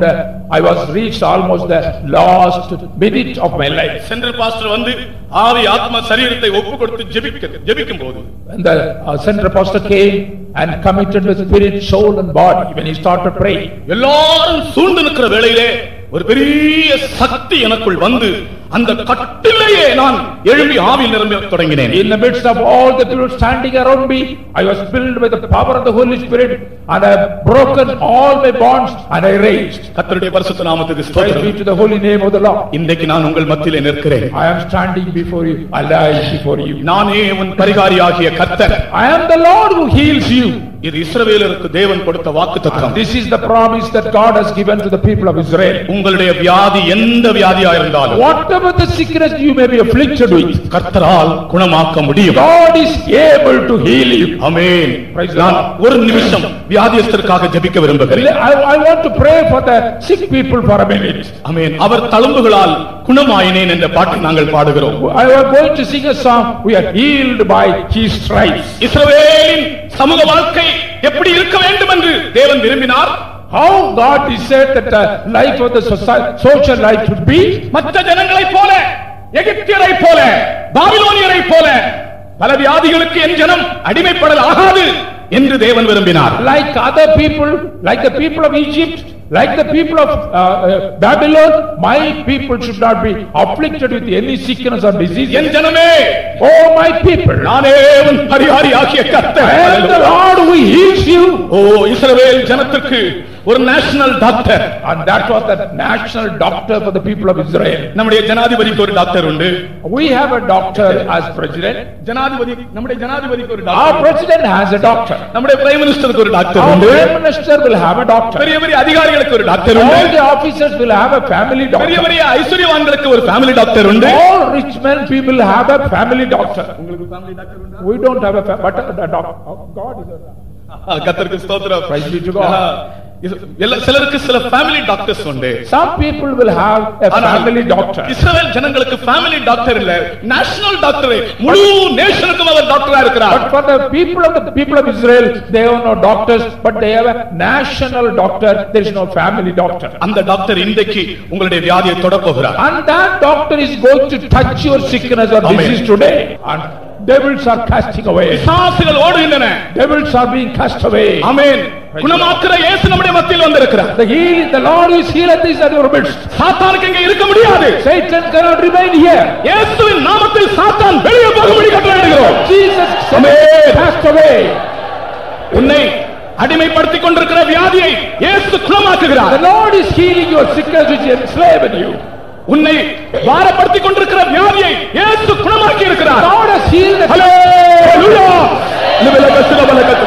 இஸ்ரவேலின் பரிகாரி நம்முடைய பரிகாரியா இருக்கிறார். The God, he who heals the people of Israel, he is all healer. கர்த்தருடைய பரிசுத்த நாமத்துக்கு ஸ்தோத்திரம். Praise the holy name of the Lord. அடுத்ததாக இந்த இஸ்ரவேல் ஜனங்கள் தங்களுடைய சமூகத்தில் எப்படி வாழ வேண்டும் என்று கர்த்தர் How the people should have their social life. என்னை கவனிங்க.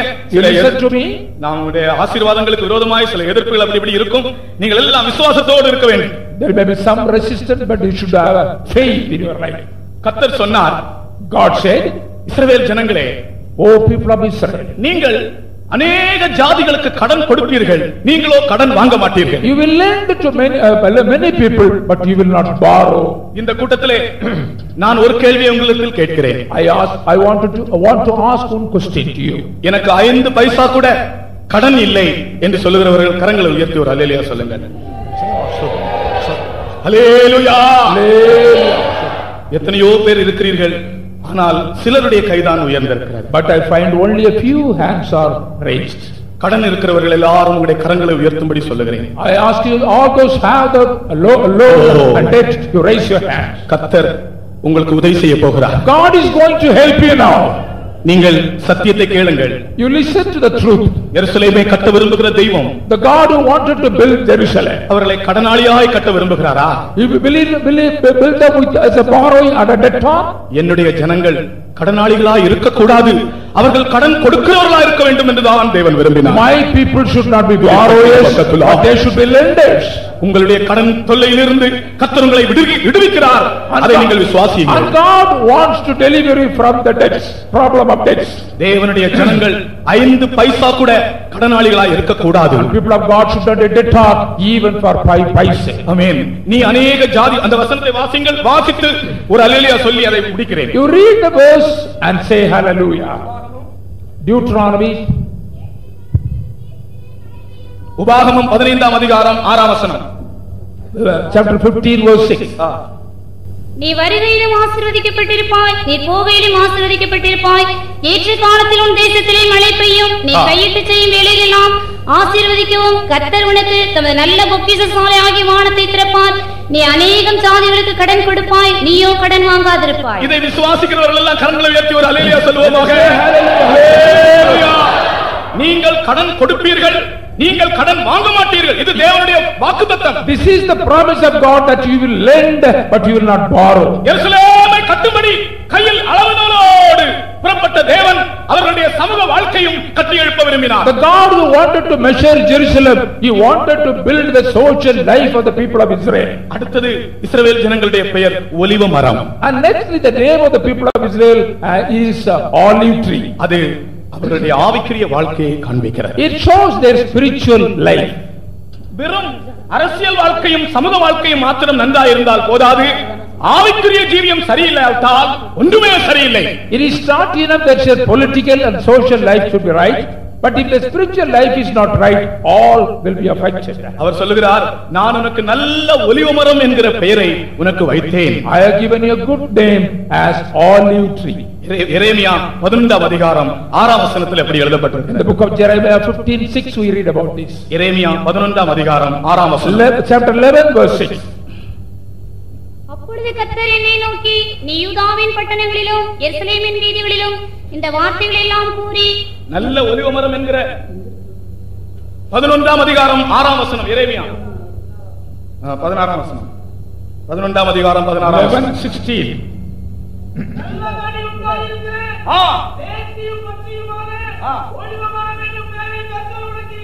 அது ஒரு ஒலிவமரம் தான்.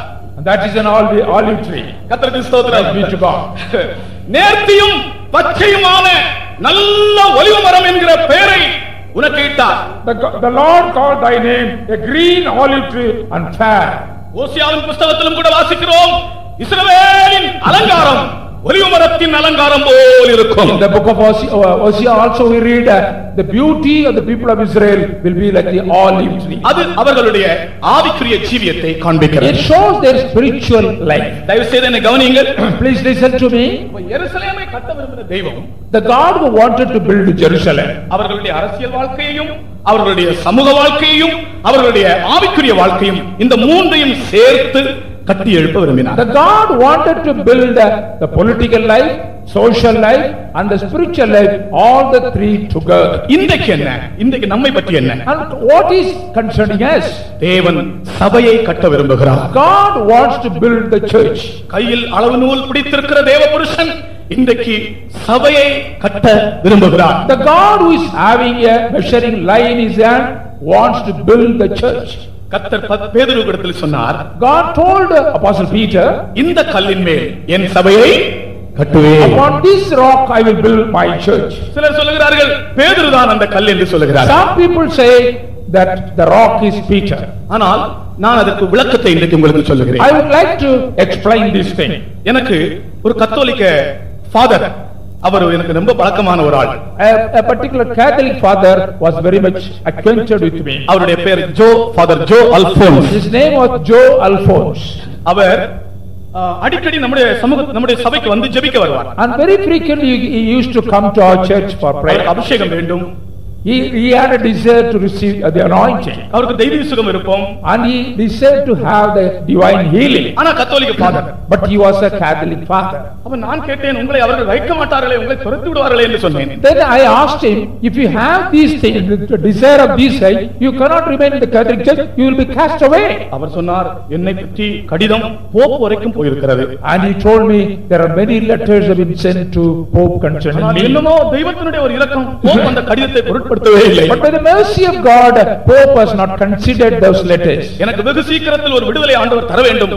And I desire that God should give me a deliverance soon. அவர் கிரேக்க பாஷை படித்தவர். He had studied the Greek language. நல்ல படித்த மனுஷன். He was a learned man. அப்ப நான் அவரிடத்துல கேட்டேன், Then I asked him, இந்த கல் பேதுருவா அல்ல இயேசுவா என்று கேட்டேன். whether this rock is Peter or Jesus. அப்பொழுது அவர் கிரேக்க பாஷையிலே அந்த வசனத்தை சொன்னார். In the Greek language, he told me that verse. அது கிரேக்க பாஷையிலே எப்படி தெரியுமா? Do you know what was written in the Greek language? Tu as Petras super hom Petram edification ecclesiam meam.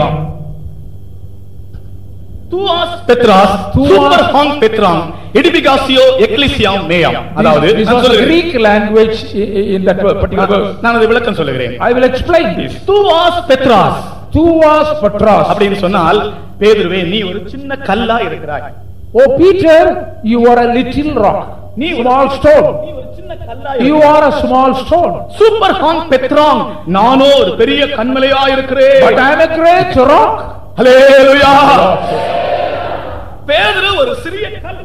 Peter was a small stone. ஆனால் இயேசு ஒரு பெரிய கன்மலை. But Jesus is a great rock. எடிபிகாசியோ எக்லீசியாம் மேயாம், இந்த கன்மலையின் மேல் என் சபையை கட்டுவேன். Upon this rock I will build my church.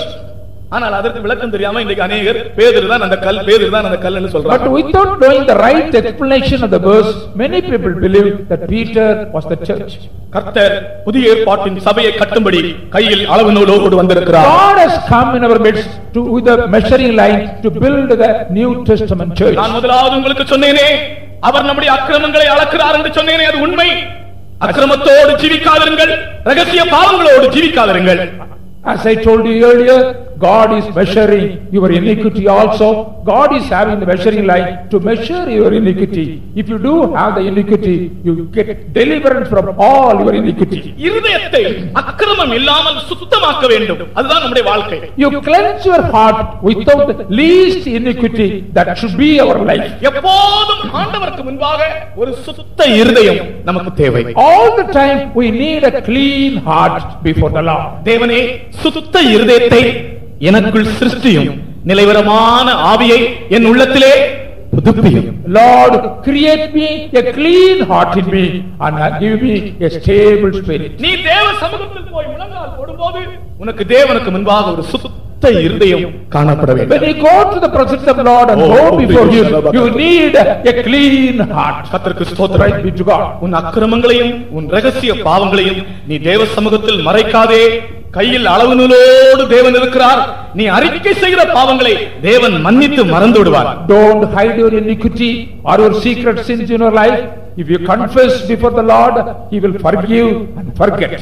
சபையை கட்டும்படியாக To build the church, தேவன் மூன்று காரியங்களை, முக்கியமாக மூன்று காரியங்களை செய்திருக்கிறார். God has done three things importantly. முதலாவது தேவன் செய்த காரியம், The first thing that God has done, தன்னுடைய கிருபையை உலகத்துக்கு வெளிப்படுத்தினார். God has manifested his grace to this world. பழைய ஏற்பாட்டின் காலத்தில் இந்த கிருபை வெளிப்படவில்லை. In the Old Testament age, this grace was not revealed. நான் உங்களுக்கு சுவிசேஷத்தினுடைய முக்கியத்துவம் என்ன என்று சொல்லுகிறேன். I would like to share the importance of the gospel. ஒரு மனிதனுடைய வாழ்க்கையை கட்டி எழுப்ப விரும்பின தேவன், The God was built up the life of a man. உலகத்துக்கு கிருபையை வெளிப்படுத்தினார். God manifested his grace to this world. பழைய ஏற்பாட்டின் காலத்தில் இருந்தது இரக்கம் தான், தேவனுடைய இரக்கம். கிருபை வெளிப்படவில்லை. In the Old Testament age, only the mercy of the Lord was available, but the grace was not manifested. இயேசு கிறிஸ்துவின் மூலமாகத்தான் கிருபை வெளிப்பட்டது. Only through Lord Jesus Christ, grace was manifested to this world. இப்பொழுது நான் கிருபைக்கும் இரக்கத்துக்கும் உள்ள வித்தியாசம் என்ன என்று ஒரு வார்த்தை சொல்லுகிறேன். Now I will tell you about the difference between the mercy and grace. இரக்கம் என்று சொல்றது என்ன தெரியுமா? Do you know what is mercy? ஒரு பிச்சைக்காரன் வந்து ஒரு பணக்காரனிடத்துல பிச்சை கேட்கிறான். A beggar was asking for alms to a rich man. அவனுக்கு ஒரு ரூபாய் கிடைத்தால் ரொம்ப சந்தோஷமா இருக்கும். The beggar will be satisfied with 1 rupee.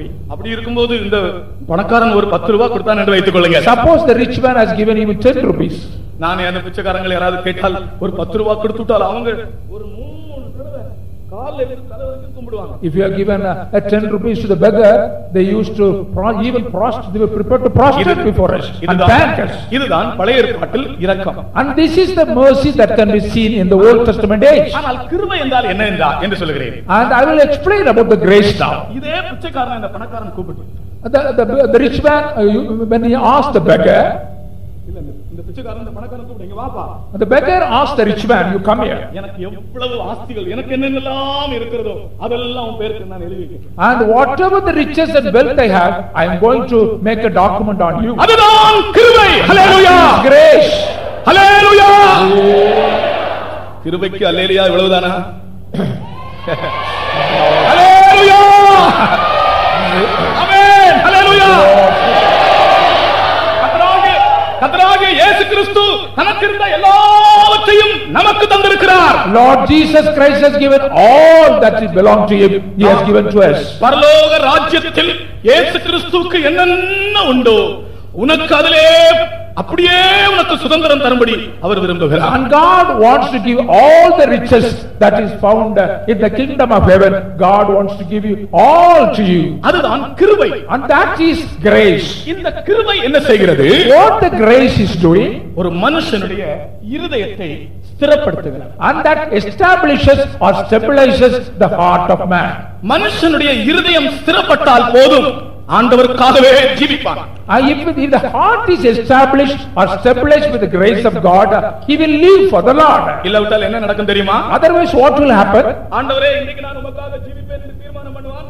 3 நாள் ஜீவிப்பான், 4வது நாள் திருப்பி போயிடுவான். They will make a decision to live for the Lord and they will remain for only 2-3 days and they will depart from their promise or decision. ஆண்டவரே நான் இனி cinema பார்க்க மாட்டேன், இனி நான் டிவி பார்க்க மாட்டேன் எல்லாம் தீர்மானம் பண்ணுவான். ஆனால் கொஞ்ச நாள் கடிச்சு ஜீவிப்பான், அதற்கு பிறகு ஜீவிக்க முடியாது, திருப்பி சினிமாவுக்கு போய்டுவான். He will make a decision, Lord, I will not see cinema at all, I will not view TV at all. He will remain in his decision only for a few days and he will go back again to the TV. மனுஷனுடைய இருதயத்தை ஸ்திரப்படுத்தும்படியாக பரலோகத்திலிருந்து கிருபை இயேசு கிறிஸ்து மூலமாய் வெளிப்பட்டது. Through Lord Jesus Christ, the grace has been given from heaven that to establish or stabilize our heart. கர்த்தருடைய பரிசுத்த நாமத்துக்கு ஸ்தோத்திரம். Praise be to the holy name of the Lord. உனக்கு ஒரு ஸ்திரமான இருதயத்தை கொடுக்கும்படிக்கு, that God may give you a stabilized heart. இருதயத்தை கர்த்தர் கிருபையினால் ஸ்திரப்படுத்துகிறார். And God is establishing your heart by grace. போஜன பதார்த்தங்களினால் அல்ல, not by the dainties of the food. உன் இருதயத்தை கிருபையினால் ஆண்டவர் ஸ்திரப்படுத்துகிறார். And God wants to establish your heart by grace. Socrates என்று ஒரு பெரிய தத்துவஞானி இருந்தார். There was a philosopher called Socrates. Socrates, கிரேக்க தத்துவஞானி, a great philosopher. கர்த்தருக்கு ஸ்தோத்திரம். Praise be to God. இவனுக்கு மரண தண்டனை விதித்தார்கள். And he was sentenced to death. என்ன மரண தண்டனை தெரியுமா? Do you know what was the sentence that was given? விஷம் கலந்த பானத்தை அவன் குடித்து சாக வேண்டும். And he should take the drink mixed with poison. அவனுடைய மரண தண்டனை நிறைவேற்றப்பட வேண்டிய வேளை வந்தது. And the time came to fulfill the punishment. கையிலே விஷத்தோடு அவன் நின்று கொண்டிருக்கிறான். And he was standing with a cup of poison in his hand. கூட்டம் நின்று கொண்டிருக்கிறது. People were standing around him. திடீரென்று ஒரு சத்தம் கேட்டது. There was a voice, ஒரு அழுகையின் சத்தம். That was a voice of crying. ஒரு பயங்கர அழுகையின் சத்தம் கேட்டது. A terrible voice of crying was heard. அது யார் என்றால் அவனுடைய அருமையான மனைவி. His beloved wife was crying. அவனுடைய மனைவியினுடைய அழுகையின் சத்தத்தை அவன் கேட்டபோது, when he heard the crying voice of his beloved wife, அவன் சொன்னான், அவளை அகற்றுங்கள், அவளை அகற்றுங்கள், அவள் என் முன்னால் வந்து அழுதால் என் இருதயம் அழுகி போகும் என்று சொன்னான். He said, you take my wife away from this place. If I listen to the voice of my crying of my wife, my heart will not be established. அவளை அகற்றுங்கள் என்று சொல்லிக்கொண்டே அவன் அந்த விஷத்தை குடித்தான். You sent her away. He sent her away. Keeping on telling this, he consumed the poison. ஆனால் கர்த்தராகிய இயேசு கிறிஸ்துவை பற்றி உங்களுக்கு நான் சொல்லுகிறேன். I tell you about Lord Jesus Christ now. இயேசு சிலுவை சுமந்து கொண்டு Lord Jesus Christ carried the cross. எருசலேம் நகரத்திலே சிலுவை சுமந்து கொண்டு போகும்போது, in the city of Jerusalem, when he was carrying the cross, மரியாள் அவருடைய தாய் அழுது கொண்டே, Mary his mother was keeping on crying, following Jesus. பெற்ற உள்ளந்தானே, it is the heart, the one that is born. அழுது கொண்டே போனார். She was keeping on crying and following Jesus. கடைசி நேரத்தில் இயேசு என்ன சொன்னார் தெரியுமா? And finally what Lord Jesus said? இவளை அகற்றுங்கள், இவளை அகற்றுங்கள், என்னை சிலுவையில் என்னை இவள் விடமாட்டாள், இவளை அகற்றுங்கள் என்று சொன்னாரா? Did he say get her away before I am being crucified? ஸ்திரியே, அதோ உன் மகன். Oh woman, that is his son. There is your son. சீசனே, இதோ உன் தாய். And pointing out the disciple, oh my disciple, he is your mother. அவருடைய இருதயத்தில் பதற்றமே இல்லை. There is no perplexity in his heart. ஏனென்றால் இருதயம் ஸ்திரமாக இருந்தது. Because his heart is established by grace. அவர் கிருபையின் சம்பூர்ணராய் இருந்தார். He is the perfection of grace or embodiment of grace. உன் இருதயம் கிருபையினால் ஸ்திரப்பட்டிருந்தால், யாரோ ஒரு ஸ்திரீ அழுகிறதுனாலே நீ சத்தியத்தை விட்டு விலகி போவாயோ? If your heart is, if it is established on the hearing the voice of crying, will you depart from that place? உன் இருதயம் கிருபையினால் ஸ்திரப்பட்டிருந்தால், யாரோ ஒரு ஸ்திரீ உன்னை நேசிப்பதனாலே நீ ஆண்டவரை விட்டு விலகி போவாயோ? If your heart is established by the grace of God, will you depart from the presence of God, loving a particular person? உலக அன்போ, மாம்ச அன்போ, மனுஷ அன்போ உன்னை ஆண்டவரிடத்திலிருந்து விலக்க முடியுமா? Love of the world, love of the flesh, will it depart from the love of God? தேவன் உன்னுடைய ஜீவியத்தை கட்டி எழுப்ப விரும்பி அவருடைய பரிபூரண கிருபையை வெளிப்படுத்திக் கொண்டே இருக்கிறார். God wants to build your life and he is keeping on manifesting the grace upon you. கிருபையை பற்றி ரெண்டு இடத்துல ரெண்டு வசனம் உண்டு. And concerning grace there are two verses. ஒரு இடத்திலே அவர் அதிகமான கிருபையை அளிக்கிறாரே என்று வாசிக்கிறோம். In one place we read he gives abundant grace, exceeding grace. இன்னொரு இடத்திலே சொல்லப்பட்டிருக்கிறது அவர்கள் எல்லார் மேலும் பூரண கிருபை இருந்தது என்று. In another place we read they had fullness of grace in them. இந்த கன்வென்ஷன் கூட்டத்தின் இந்த வேதபாடத்தின் 3ஆம் நாளிலே உங்களுக்கு அறிவிக்கப்படுகிற சுவிசேஷம் என்னவென்றால் உனக்கு உன்னுடைய பெயரை சொல்லி கர்த்தர் சொல்கிறார், உனக்கு அதிகமான கிருபையை கர்த்தர் தருகிறார், உனக்கு பூரண கிருபையை கர்த்தர் வெளிப்படுத்துகிறார். On the third day of this Bible study God is giving his fullness of grace to you. நீ எத்தனை முறை வழுகி போனாய், although on many occasions you would have been slipped away, நீ எத்தனை முறை ஆண்டவரை விட்டு தூரமாய் போனாய், on many occasions you would have departed from the ways of the Lord. அதற்கு காரணம் உனக்கு கிருபை குறைந்தபடியினால் தான். Because the reason is you are lacking in grace. இனி நீ ஆண்டவரை விட்டு போக மாட்டாய். You will not depart from the Lord anymore. அவர் உன்னை கட்டி எழுப்ப விரும்புகிறார். He wants to build you up. எருசலேமை கட்ட விரும்பின தேவன் உன் ஜீவியத்தை கட்ட விரும்புகிறார். The God who wanted to build the Jerusalem wants to build your life. கர்த்தருக்கு ஸ்தோத்திரம். Praise be to God. அடுத்ததாக ஒரு மனுஷனுடைய ஜீவியத்தை கட்ட விரும்பின தேவன், அல்லாவிட்டால் சபையை கட்ட விரும்பின தேவன் அடுத்தபடியாக செய்த காரியம், than to build the life of a man or to build the church, he sent the Holy Spirit from heaven. கர்த்தருக்கு ஸ்தோத்திரம். Praise be to God. நான் ஒரு காலத்தில் பரிசுத்த ஆவியை பற்றி சற்று சந்தேகமுடையவனாய் இருந்தேன். Once I had certain suspicion or doubts concerning the Holy Spirit in my life. இந்த பெந்தேகோஸ்தேக்காரர்கள் இது அவர்களே சொல்லுகிற ஒரு காரியம்தான் என்றுதான் நான் நினைத்துக் கொண்டேன். I thought this is the invention of the Pentecostal people.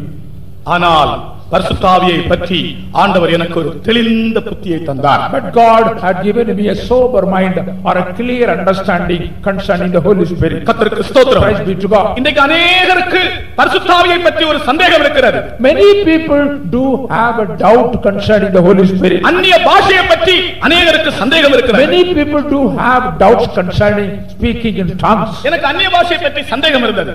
I had a doubt concerning speaking in tongues. நான் பைபிள் வாசித்துக் கொண்டிருக்கும்போது when I was reading my Bible, with stammering lips and another tongues will I speak to these people and this is the rest. with the பரியாச உதடுகளினாலும் with stammering lips, அந்நிய பாஷையினாலும் with unknown tongues, நான் இந்த ஜனத்தோடு பேசுவேன். I will speak to my people. இதுவே இளைப்பாறு. And this is the rest. அப்ப பரிசுத்த ஆவியிலே நிரம்பும்போது ரெண்டு காரியம். ஒன்று பரியாச உதடுகள், stammering lips அல்ல, அது பரியாச உதடுகள். When we are being filled by the Spirit of God, it means the stammering speaking or the mocking thing. அது பார்த்தால் பரியாசமா தான் இருக்கு. ஒரு ஆள் பரிசுத்த ஆவியில் நிரம்பி அந்நிய பாஷை பேசுறது பார்த்தா ரொம்ப கிராண்டாவும் இருக்காது. If you look at a person being filled by the Spirit of God and speaking tongue, sometimes it may look as a mockery or things of mockery. பரியாச உதடுகள், the stammering lips. அது யாரும் சொல்ல வேண்டிய தேவையில்லை, பைபிள்ல எழுதப்பட்டிருக்கு. And it is written in the scripture itself. அந்நிய பாஷை, unknown tongues. கர்த்தருக்கு ஸ்தோத்திரம். Praise be to God. எனக்கு அந்த சந்தேகம் நீங்கியது. And my doubt was removed. இந்த பரிசுத்த ஆவியை பற்றி வேதத்திலே இது வடக்கே இருந்து வந்த புயல் காற்று என்று வாசிக்கிறோம். And you read from the scripture, this is a tempest that came from north. கர்த்தருக்கு ஸ்தோத்திரம். Praise be to God. வடக்கு திசையை பற்றி இன்றைக்கு விஞ்ஞானிகள் எல்லாம் பல அபிப்பிராயங்கள் உடையவர்களாக இருக்கிறார்கள். Concerning the northern direction, scientists are having various opinions. உங்களுக்கு தெரியுமே, எல்லா கோளங்களும் வடக்கு திசையை நோக்கி தான் பிரயாணம் பண்ணுகின்றன. எல்லா all the planets are traveling towards north. ஒரு காம்பஸ் என்கிற ஒரு கருவி இருக்கிறதே, அது எந்த திசையை காட்டும்? When you consider the compass that showing the direction, வடக்கு திசையை காட்டும். it shows the northern direction. சிலர் அபிப்பிராயப்பட்டார்கள் வடக்கு திசையிலே ஒரு காந்த மலை இருக்கிறது என்று அபிப்பிராயப்பட்டார்கள். Some people have a doubt or a suspicion that there is a mountain of magnet in a northern place. பிரியமானவர்களே, வடதிசையை பற்றி வேதத்தில் ஒரு விசேஷமான அனுபவம் எழுதப்பட்டிருக்கிறது. Dear people of God, concerning northern direction, there is a important or a unique thing is recorded in the scripture. வடதிசையில் உள்ள Zion பர்வதம் வடிப்பமான ஸ்தானமாய் இருக்கிறது. And Zion is the perfection of beauty. கர்த்தருக்கு ஸ்தோத்திரம். Praise be to God. வடதிசையில் உள்ள Zion பர்வதம் வடிப்பமான ஸ்தானமாய் இருக்கிறது. The Mount Zion on the northern side is the perfection of beauty. அந்த வடக்கே இருந்துதான் இந்த பரிசுத்த ஆவியாகிய புயல் காற்று புறப்பட்டு வந்ததாக எசேக்கியேல் தீர்க்கதரிசிக்கு ஆண்டவர் வெளிப்படுத்தினார். In prophet Ezekiel, God revealed this Holy Spirit came down from the northern direction. கர்த்தருக்கு ஸ்தோத்திரம். Praise be to God. வடக்கே இருந்து ஒரு புயல் காற்று உண்டாயிற்று. A tempest or a storm came from north. அப்போ எழுத்தின்படி சியோன் என்று சொல்லுகிறது, எழுத்தின்படி உள்ள சியோன் வடதிசையில் இல்லை. The literal Zion is not on the northern direction. The historical geography of the Holy Land என்கிற ஒரு புத்தகம் இருக்கிறது. நீங்கள் அதை எடுத்து படித்து பார்த்தால் எழுத்தின்படி சியோன் பர்வதம் வடதிசையில் இல்லை. According to the history of the geography, we find that Jerusalem is not on the northern side. அப்படி என்றால் தாவீது சொல்லி இருக்கிறது வார்த்தை தீர்க்கதரிசனத்தின் வார்த்தை. Therefore the word uttered by David is a prophetical word. வடதிசையில் இருந்தது, வடதிசையில் உள்ள சியோன் பர்வதம் வடிப்பமான ஸ்தானமாய் இருக்கிறது. Mount Zion, which is found on the northern side, is the perfection of beauty. அங்கிருந்து தான் இந்த பரிசுத்த ஆவி கொடுக்கப்பட்டது. The Holy Spirit comes from Zion. இந்த வடக்கில் இருந்து தான் ஜெயமும் வருகிறதாக சொல்லப்பட்டிருக்கிறது. And it is written in the scripture, from the northern side promotion or victory comes from that place. கர்த்தருக்கு ஸ்தோத்திரம். Praise be to God. ஜெயம் எங்கிருந்து வரும்? Where from victory comes? கிழக்கில் இருந்தும் அல்ல, Not from east, மேற்கில் இருந்தும் அல்ல, not from west, தெற்கில் இருந்தும் அல்ல, not from south, ஆனால் அந்த சியோன் திசையில் இருந்து வருகிறது. but from the direction of Zion. ஒரு முறை ஒரு அம்மா தனக்கு ப்ரமோஷன் கிடைக்கவில்லை என்று என்னிடத்தில் வருத்தத்தோடு அழுது கொண்டு வந்தார்கள். On one occasion, a particular sister came to me crying, weeping that there is no promotion for her. Pastor, எனக்கு ப்ரமோஷன் கிடைக்க வேண்டியதை வேற ஆளுக்கு கொடுத்து விட்டார்கள் pastor. Pastor, the promotion which is meant for me is given to some other people. அந்த சகோதரி அழுது அழுது அழுது அழுது கண்ணீர் வடித்தார்கள். The particular sister was keeping on weeping and shedding நான் tears. கேட்டேன், நீங்கள் உங்கள் ப்ரமோஷனுக்காக ஏன் இவ்வளவு அழுகிறீர்கள் And என்று. why do you so much weep for your promotion?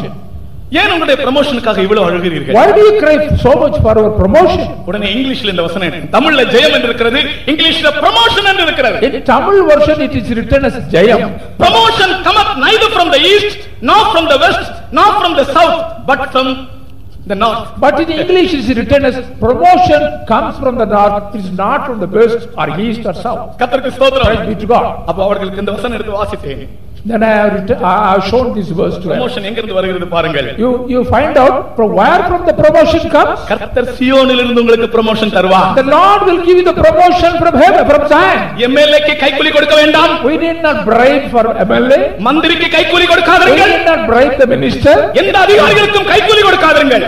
Don't give bribe to any officer. ஓ, உங்களுக்கு கிடைக்க வேண்டிய ஜெயமும் ப்ரமோஷனும் சியோனில் இருந்து வருகிறது என்று இன்றைக்கு கர்த்தர் உங்களுக்கு சுவிசேஷம் சொல்லுகிறார். But God gives you the gospel, the promotion or victory comes from Zion. கர்த்தருக்கு ஸ்தோத்திரம். Praise be to God. வடக்கே இருந்து பரிசுத்த ஆவியின் வல்லமை உலகத்துக்கு ஊற்றப்பட்டது. The power of the anointing of the Holy Spirit was poured from north. That is Zion. இன்றைக்கும் கர்த்தர் பரிசுத்த ஆவியினால் ஜனங்களை நிரப்பிக் கொண்டிருக்கிறார். Even today the Lord is filling his people with the anointing of the Holy Spirit. நான் ஒரு சனிக்கிழமை பரிசுத்த ஆவியை பெற்றேன். On a particular Saturday I received the anointing of the Holy Spirit. 8 மணி 20 நிமிடத்திற்கு நான் பரிசுத்த ஆவியை பெற்றேன். For within about 8 hours and 20 minutes I received the Holy Spirit. நான் பரிசுத்த ஆவி பெற்றபோது ஒரு தரிசனம் கண்டேன். When I received the Holy Spirit I had seen a vision. நான் இருந்த புத்தகம் திறக்கப்பட்டிருந்தது. Great book was opened. அந்த புத்தகத்தில் ஒரு மகிமையான கை என்னுடைய பெயரை எழுதுவதை நான் கண்டேன். I seen a glorious hand was writing my name upon the glorious book. நாம் பரிசுத்த ஆவியை பெறும்போது நம்முடைய பெயர் ஆட்டுக்குட்டியானவருடைய ஜீவ புத்தகத்தில் எழுதப்பட்டிருக்கிறது. When we receive the anointing of the Holy Spirit, our names are entered in the Lamb's book of life. இங்க எத்தனை பேருடைய பெயர் ஆட்டுக்குட்டியானவருடைய ஜீவ புத்தகத்தில் எழுதப்பட்டிருக்கிறது? How many அல்லேலூயா சொல்லுவாங்க. names entered in the Lamb? எனக்கு ரொம்ப சந்தோஷமா இருக்குது. இவ்வளவு பேருடைய பெயர் I am very much happy. So many have received the anointing. இவ்வளவு பேருடைய பெயர் பரலோகத்தில் So much எழுதப்பட்டிருக்கிறது. number of names have been entered in the book of Lamb's book of life. ஏன் பரிசுத்த ஆவியை உலகத்துக்கு தேவன் அனுப்பினார்? Why God has sent the Holy Spirit to this world? ஒரு மனுஷனுக்கு தேவனுடைய ரகசியங்கள் எல்லாவற்றையும் அறிவிப்பவர் பரிசுத்த ஆவியானவர். Only the Holy Spirit is revealing all the secrets of the Lord. வேதத்தின் பொருளை விளக்கிட வல்ல போதகராம் ஆவியானவரே, வேதத்தின் பொருளை விளக்கிட வல்ல போதகராம் ஆவியானவரே, பாதத்தில் வீழ்ந்து பணிந்திடுவோமே,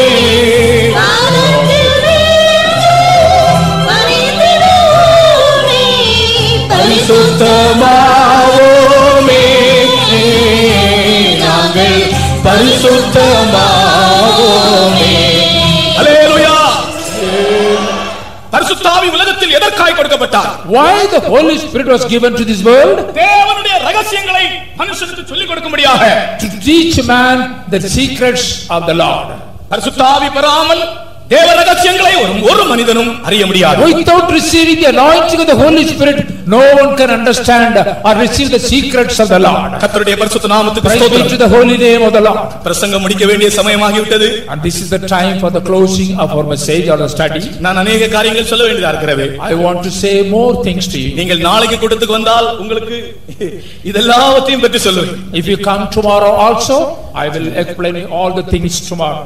கர்த்தருடைய பரிசுத்த நாமத்துக்கு ஸ்தோத்திரம். Praise be to the holy name of the Lord. எருசலேமை கட்ட விரும்பின தேவன் மனுஷனுடைய வாழ்க்கையை கட்ட விரும்புகிறார். The God who wanted to build Jerusalem wants to build the life of a man. அதற்காக கிருபையை வெளிப்படுத்தினார். And God has revealed his grace to us for this purpose. அதற்காக அபிஷேகத்தை உலகத்துக்கு தந்தார். For this purpose God has sent the Holy Spirit to this world. அது மட்டுமல்ல, அதற்காக ஒரு ஊழியத்தை உலகத்தில் ஸ்தாபித்தார். Not only that, for this purpose God has established a ministry in this world. பழைய ஏற்பாட்டில் கூட ஒரு ஊழியம் இருந்தது. In the Old Testament age there was a ministry. ஆனால் அந்த ஊழியம் மனுஷ வாழ்க்கையை கட்டி எழுப்ப முடியவில்லை. But the ministry was not able to build the life of a man.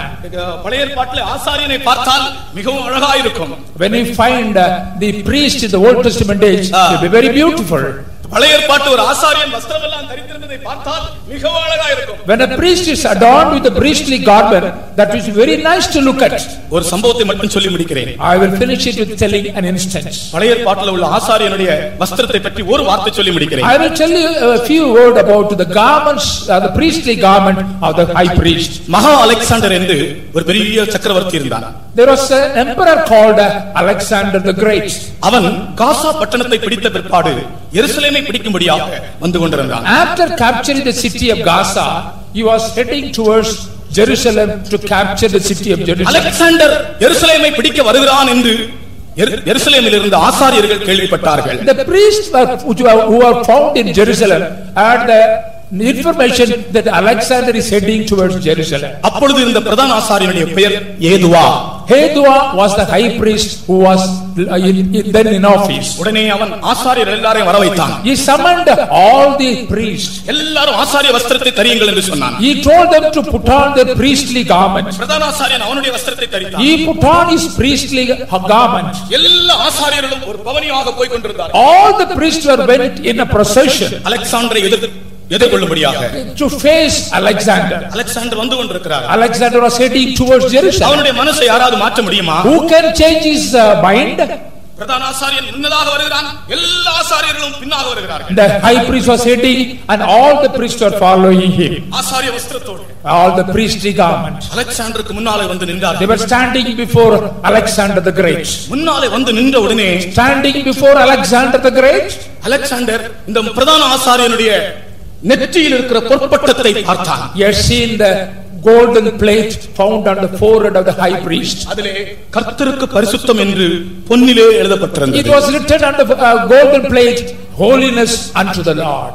இதை இந்த அலெக்சாண்டர் பார்த்த உடனே When Alexander had seen this inscription upon the forehead, Gopa வேஷத்தோடு வந்தவன் he came with all wild nature in anger. அந்த பிரதான ஆசாரியனையும் ஆசாரியர்களையும் மிகவும் கனப்படுத்தி நடத்தினானாம். And surprisingly he honored the high priest and he honored all the priests. எருசலேமை பிடிக்க வந்த மகா Alexander, The Alexander the Great who came to capture the city of Jerusalem, பிடிக்காமல் திரும்பி போய்விட்டான். he returned back.